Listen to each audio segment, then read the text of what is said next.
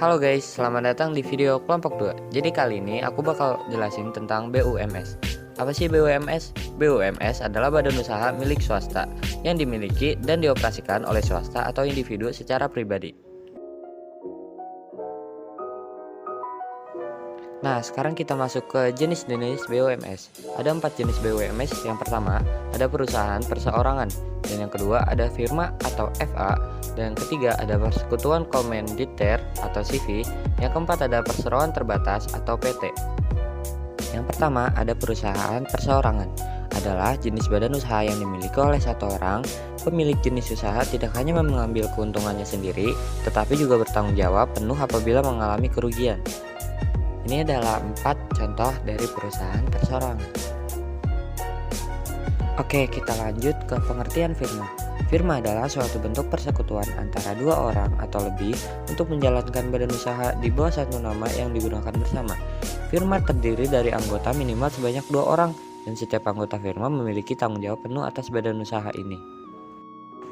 Nah, ini dia beberapa contoh dari perusahaan firma.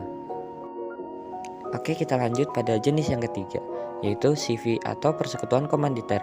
Adalah badan usaha yang dibentuk oleh beberapa orang sebagai pemilik modal dan kemudian menyerahkan modal tersebut untuk dikelola beberapa orang lainnya sebagai pelaksana bisnis. Sesuai namanya, CV pada dasarnya adalah proses mempersatukan modal. Di dalam sebuah persekutuan komanditer akan terbagi menjadi 2 sisi sekutu, yaitu sekutu aktif dan pasif.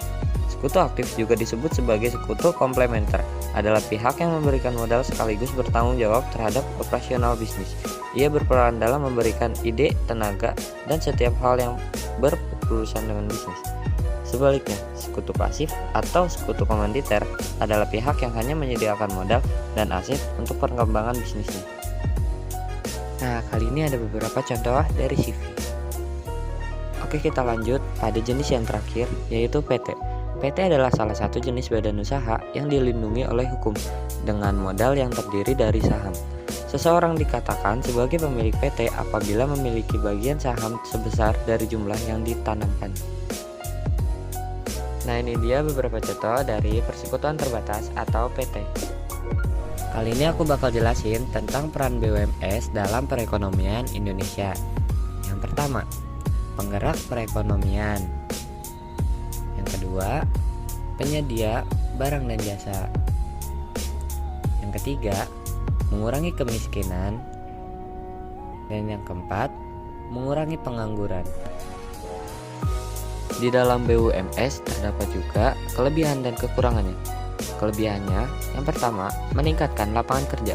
Yang kedua, menyediakan barang dan jasa bagi masyarakat. Dan yang ketiga, meningkatkan pendapatan nasional. Sedangkan kekurangannya, yang pertama, mementingkan laba sampai lupa mementingkan lingkungan sekitar. Dan yang terakhir, sulitnya mencari modal.